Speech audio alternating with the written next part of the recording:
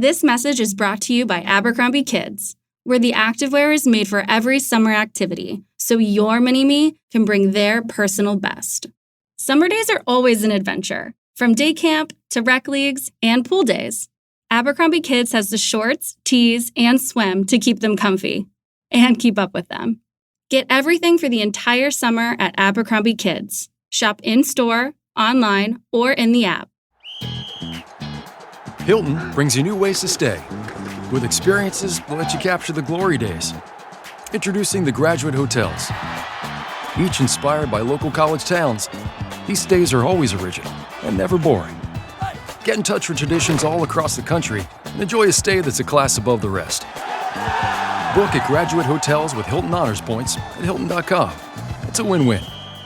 Hilton, for the stay. This episode is brought to you by Indeed. When your computer breaks, you don't wait for it to magically start working again. You fix the problem. So why wait to hire the people your company desperately needs? Use Indeed's sponsored jobs to hire top talent fast. And even better, you only pay for results. There's no need to wait. Speed up your hiring with a $75 sponsored job credit at Indeed.com/podcast. Terms and conditions apply.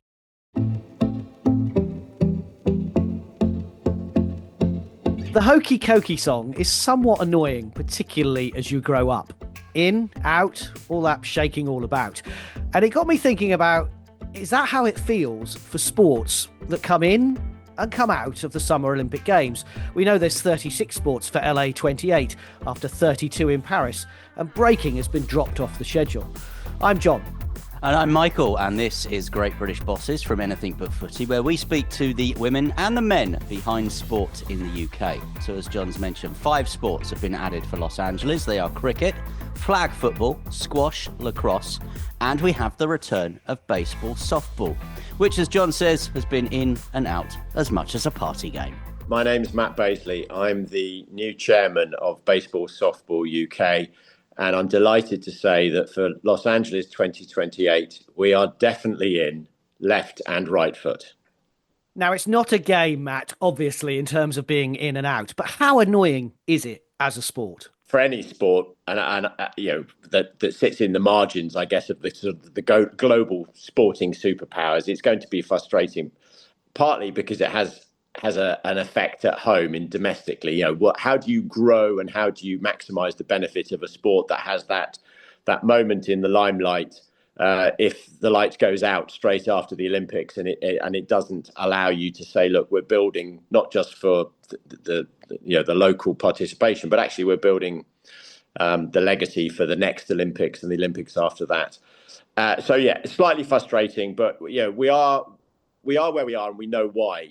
And the Olympics works brilliantly as a vehicle, and we're absolutely delighted that, and unsurprisingly, Los Angeles has chosen to put baseball and softball back into the program. Is it catastrophic that it's dropped out? It wasn't in Paris. No, of course it's not. And the sport will build again, and we hope it stays. If it doesn't, we'll take the next round of the game and come back stronger. Because ultimately, Matt, baseball is a huge worldwide sport. I was in Miami and Florida at the end of last year during the World Series, and just happened to be wearing a New York Yankees cap because that was the one I picked up that day. And the amount of times I was stopped in the lift or stopped on the hotel or even walking around Disneyland about, oh, well, the Yankees are not doing well in the World Series, are they? It shows the power of the game. It does. And they are. There is an anomaly, or there's an oddity, of course. When we talk about the World Series, actually the scale of the sport is globally impressive. They have a footprint through some brilliant branding and through some fabulous sort of imagery and image rights and really powerful stories told. Whether you grew up as I did, believing in the if you build it, they will come kind of language, and Bull Durham and this sort of American, but the films before that and stories before that. So there are some really powerful stories associated with baseball and softball, which is fantastic. However, the reality is that the impact and the awareness in the UK and probably across Europe is not as broad in terms of participation, player participation, as we would like, and as I dare say Major League Baseball would like. And that's something, you see it in what the NFL has done and how they've really worked incredibly effectively over the last 20 odd years to grow their footprint across Europe and across the globe. And I think Major League Baseball would like to achieve the same. And we would like to be part of that journey to continue to grow and strengthen the sport.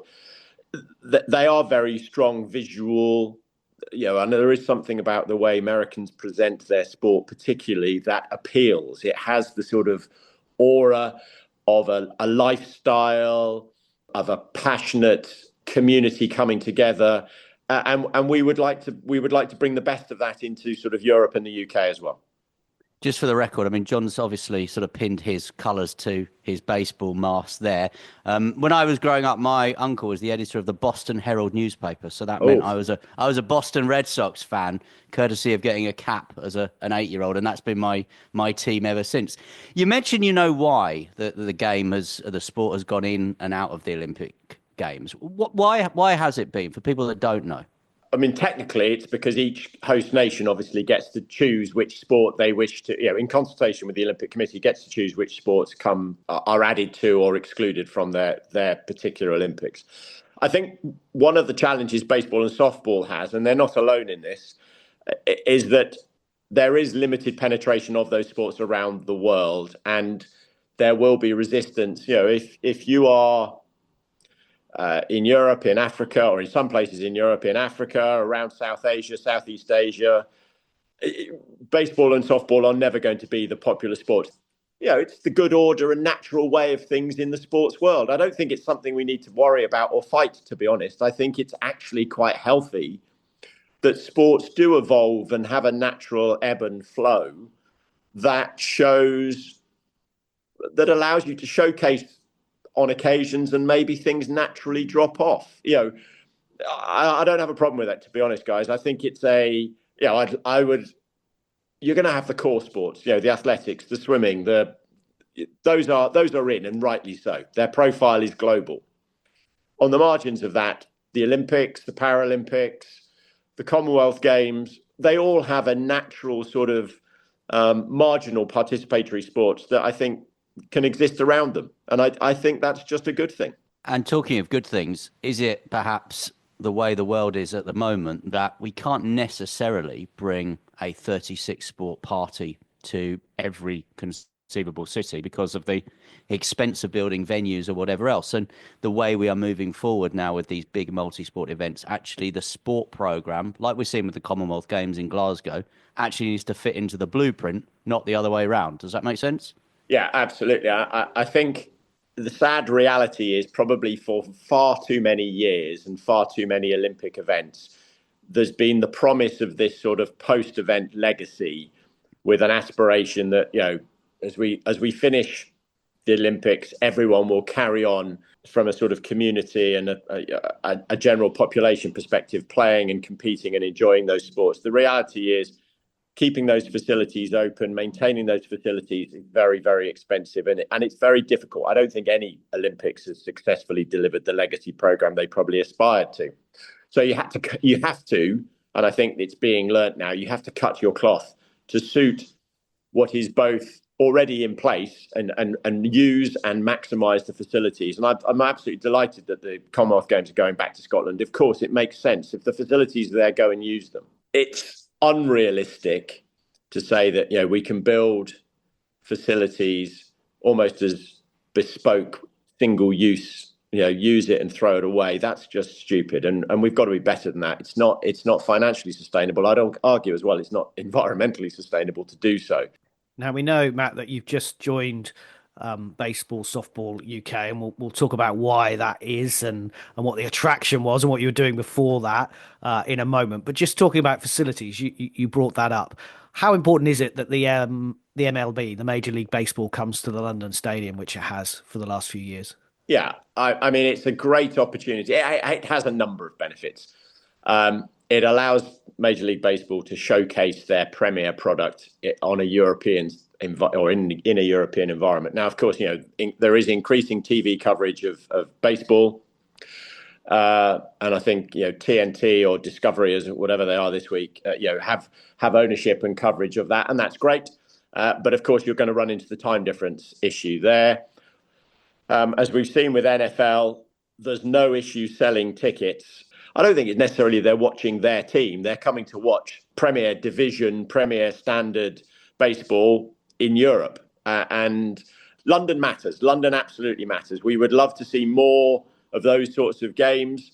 We would love to. There is the challenge, and we have to accept this, that the physical infrastructure is a limiting factor for baseball. Space in the big stadiums, as far as I'm aware, the London Stadium is the only facility that could actually effectively house a competitive Major League Baseball game in the UK. And even that there are some limitations there, and it takes an awfully long time. I think it takes 7 to 10 days to convert the London Stadium into a baseball facility. So it's not easy to do. But I think it's important. I think it's a fantastic opportunity for Major League Baseball, and it's one we are very pleased to partner with them. And the other thing I never knew until I was told that I'm going to interview you, Matt, was that there is a purpose-built baseball and softball complex in Buckinghamshire. There is. That's amazing. Yeah, we're very lucky. So we've got a facility at Farnham Park, which is near Slough. It is a national sort of baseball and softball facility. Is it Fenway Park or Yankee Stadium or Wrigley Field? It's not, but it does allow us to have a baseball diamond and provide facilities for baseball and softball where we can play the university national competition, we can play National League competition, and it allows us to have a home base. Before we get on to talking a bit more about you and your background, Matt, just give us some of the detail, if you like, in terms of baseball, softball. Where are GB at the moment in terms of trying to qualify for LA 2028? And what is the structure of the sport in this country? I mean, we both mentioned American teams that we follow, Yankees or Red Sox. Can I go and follow the Darlington Darts? Basically, actually, it's really 3 sports rather than 2. So if we deal with baseball first, there are about 3,000 or 4,000 active baseball players in the UK. The league structure is regional, and then the best of the teams win through to a national finals competition. The second sport that will be hopefully going through to the Olympics is fast pitch softball, which is played by the women's team. And for those that can imagine or can see, essentially it's a wind-up, fast arm, rotating action. So the ball comes out in an underarm action, but at pace. So it's a high level of skill required to do that. The sport that many of us will be familiar with is what I would describe possibly as social softball. So it's slower pitch, but it's not the sort of league structure. Or if it is a league structure, it's probably the local league in the local park and is the co-educational. So it's male, female, mixed teams. In terms of progression towards the Olympics, both the national teams in men's baseball and women's fast pitch softball will have to qualify, do have to qualify. So they're not yet Team GB teams, but that's what we hope they will be if they reach the qualifying standard to enter to the Olympics. The women's team is particularly strong, and that expectation is that the women's team should be there. And we also hope, and there's a good chance the men's baseball team will also be there. Both are blessed with players who are based in the US, so we've got a lot of experience being gathered with a lot of our players gaining experience now through the US college, the US minor leagues, or the US major league experience. All GB passport holders, all already participating in a high standard of the sport. Well, we'll keep a very close eye on the GB teams for baseball and softball over the coming weeks, months, years as well, and hope that you will be there in LA. Matt, you've just joined Baseball Softball UK. How are you finding it? I'm loving it, actually. It's fascinating. I am passionate about sports. So my background is I went to school in Scotland, university in London. I was working for an advertising and promotions company, and then decided to join the army, partly so that As you do, yeah, partly so that I could enjoy all of the physical, the sports, and the activities that I enjoyed. As it turned out, I also enjoyed being an army officer, and I was very lucky.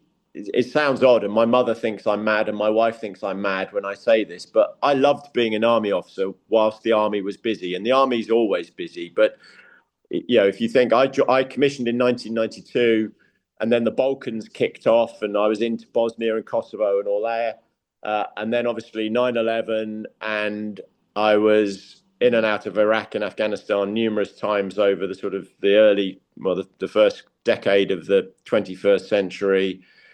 And I loved the challenge that presented. We could have a lengthy debate about the politics and the rights and wrongs and all of that.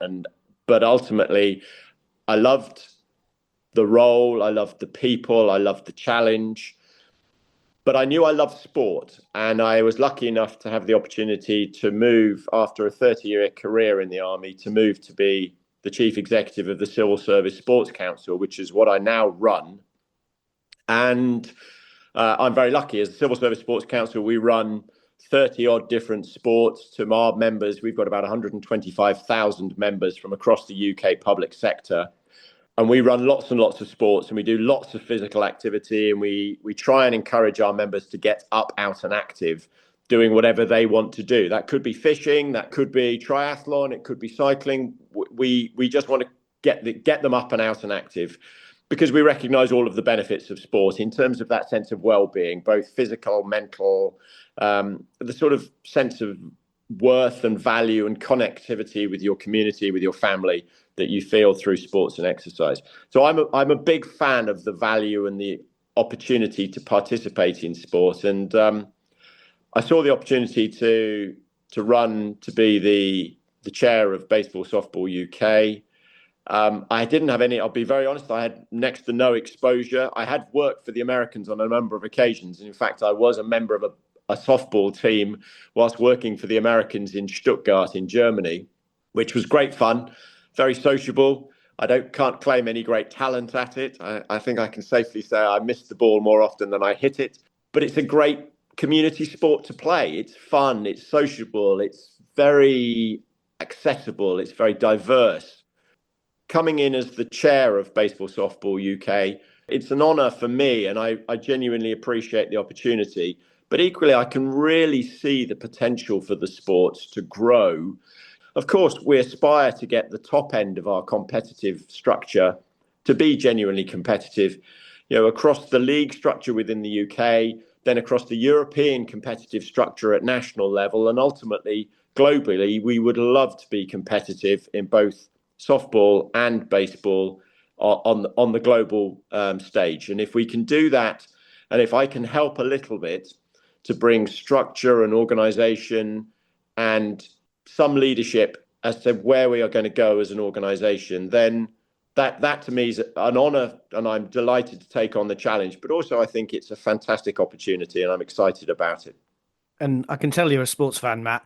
But final question for me is how have you found the sport world? How have you been welcomed? Because a lot of people think it's quite a closed shop. I think it is quite a closed shop in some respects. It's a little bit, people say the army has a language, and the army does have a language. You kind of drop into a patter if you're an army officer or if you work in the military community. That language translates reasonably easily with other militaries. So, I could, as a British Army officer, I could work very easily with a Latvian Army officer or a Brazilian Army officer or any other nation, because there's a kind of commonality to it. And I think that's true in sport as well. Because I'm passionate about sport and what sport offers and the opportunities it provides and the value and how important it is to people. And I don't mean in terms of making everybody a kind of marathon runner. That's not the key thing. The critical thing about sport is that people feel good from doing it, but feel good about having the opportunity to do it as well, because it makes them physically feel better, or they just feel more connected, a bit more positive, a bit healthier. And I've loved that. What I want to do, and I think this is true probably of everybody running any sport, is create moments and opportunities where somebody who may never have picked up a baseball bat before or pitched a softball or even taken a catch can do something where they go, wow, that felt good. I feel good. I feel excited. I feel fulfilled. I feel connected. I've got a story to tell. And one of the great things about sport is stories. Having that ability to reflect on what you did yesterday and look back at it with a positive. You know, my sport, most of the time now is cricket. Like all sports, you can have disastrous days. You know, the moment you're out first ball, you think it's the worst sport in the world, and you don't want to play it anymore. But equally, there are mornings where you get up and you think, I really enjoyed that, you know, that 20 or 30 runs I made yesterday, and I batted well, or I took a good catch, or I fielded well. And that's true in every sport. You know, I'm sure it's true if you're playing darts or if you're, playing, 10-pin bowling. That ability to reflect and say, I enjoyed the experience and I demonstrated some competency at it. That's great. But I'd say the best thing about it is I enjoyed the experience because I did it with like-minded fellow human beings, and I felt good being part of that community. And that's what I think sport has given me for the 30, 40 years I've had any involvement in sport. And so I would say, do I feel or have I felt it's a battle to break into sport as a chief executive? No. Identify what you want to get out of sport and then engage with it and embrace it. I'll share a frustration of mine. I cannot get into golf. I love the idea of going to play golf because golf courses are generally very pretty, beautiful places, and you can walk around a golf course with friends and chat and it's sociable. But I can't master the skill. I don't have the patience to master hitting a golf ball. And that kind of becomes a frustration to me because I would like to be better at golf. And I am going to get there. There will be a day when I hang up my cricket bat and my cricket pads. Golf's my next thing to get to grips with. I'm not going to be an expert at it. Rory McIlroy doesn't need to worry that Matt Bazeley's coming. But I do want to get to a standard where I can feel it, I can play it competitively, so that I can have that moment that I can reflect on it the next day and go, that was good. I enjoyed that experience, not just from the social, but also from the competitive piece. Because I think so many of us enjoy the opportunity, enjoy the reality of being able to reflect on the positive benefits of succeeding in a sports environment. So I do it. I've loved it. I've enjoyed the sports environment. It's fascinating. It's complex, but it's hugely fulfilling when it comes off. Well, Matt, it's been great to have you as part of our environment and our Anything But Footy community in the world of leadership in sport. Good luck then to the Great Britain teams aiming to qualify for LA 2028 in baseball and softball. Matt Bazeley, Chair of Baseball Softball UK. Thanks for speaking to Great British Bosses from Anything But Footy. Brilliant. John, Michael, really good to speak to you. Thank you for your time. And if I could just say, anybody that wants to get involved in baseball and softball, please reach out. Please do so. There is a world of opportunity for you there, and it would be a pleasure to see more people engaging. Thank you very much.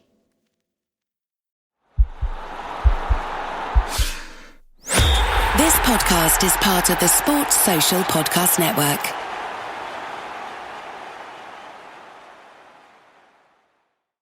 You just realized your business needed to hire someone yesterday.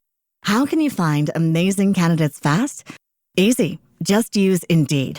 Stop struggling to get your job post seen on other job sites. With Indeed sponsored jobs, your post jumps to the top of the page for your relevant candidates, so you can reach the people you want faster. According to Indeed data, sponsored jobs posted directly on Indeed have 45% more applications than non-sponsored jobs. Don't wait any longer. Speed up your hiring right now with Indeed. And listeners of this show will get a $75 sponsored job credit to get your jobs more visibility at Indeed.com/PODKATZ13. Just go to Indeed.com/PODKATZ13 right now and support our show by saying you heard about Indeed on this podcast. Terms and conditions apply. Hiring? Indeed is all you need.